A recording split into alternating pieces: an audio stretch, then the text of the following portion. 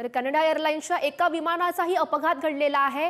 हॅलिफॅक्स विमानतळावर एका चाकावर हे विमान उतरलं।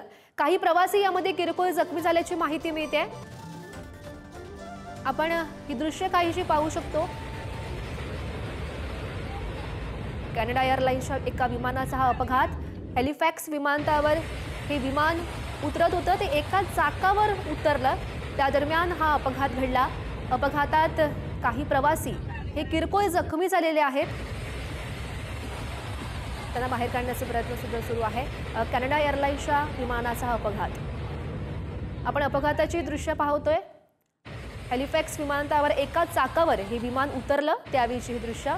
आतमधले प्रवासी सुद्धा आपण पाहू शकतो, त्यांच्यामध्ये सुद्धा भीतीचं वातावरण हे पाहायला मिळत आहे। यामध्ये काही प्रवासी हे सध्या जखमी आहेत, किरकोळ जखमी असल्याची माहिती मिळते।